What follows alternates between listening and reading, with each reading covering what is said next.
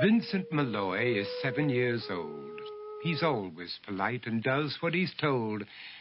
For a boy his age, he's considerate and nice. But he wants to be just like Vincent Price.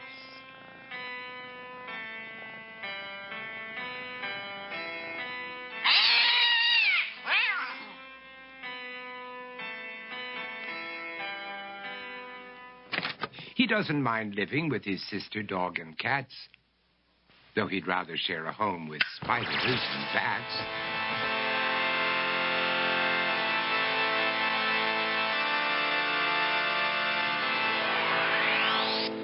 There he could reflect on the horrors he's invented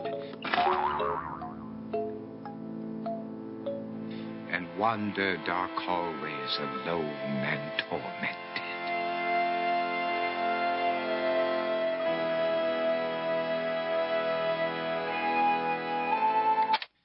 Vincent is nice when his aunt comes to see him, but imagines dipping her in wax for his wax museum.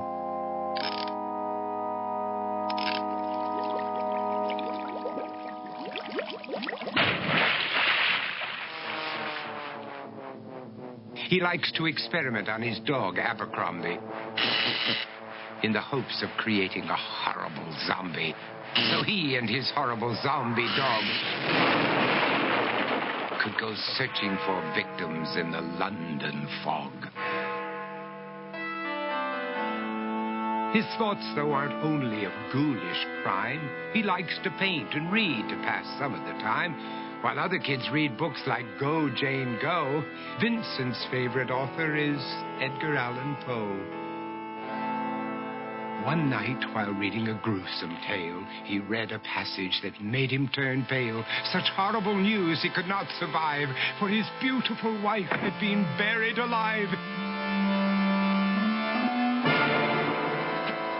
He dug out her grave to make sure she was dead, unaware that her grave was his mother's flower bed.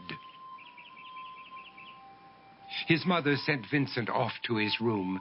He knew he'd been banished to the Tower of Doom, where he was sentenced to spend the rest of his life alone with the portrait of his beautiful wife. While alone and insane, encased in his tomb, Vincent's mother burst suddenly into the room. She said, "If you want to, you can go out and play. It's sunny outside and a beautiful day."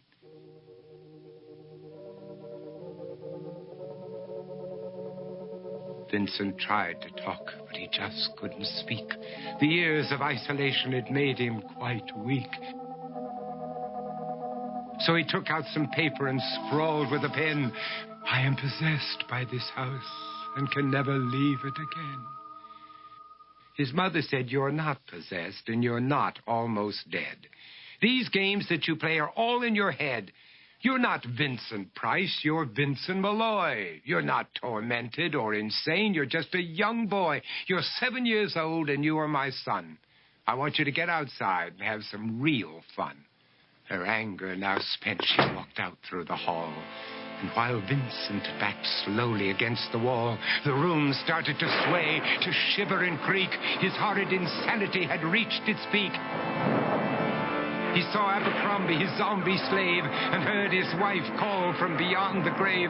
She spoke from her coffin and made ghoulish demands, while through cracking walls reached skeleton hands.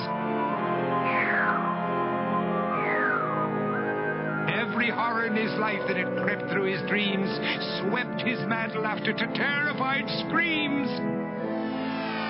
To escape the madness, he reached for the door, but fell limp and lifeless down on the floor. His voice was soft and very slow as he quoted The Raven from Edgar Allan Poe. "And my soul from out that shadow that lies floating on the floor shall be lifted nevermore."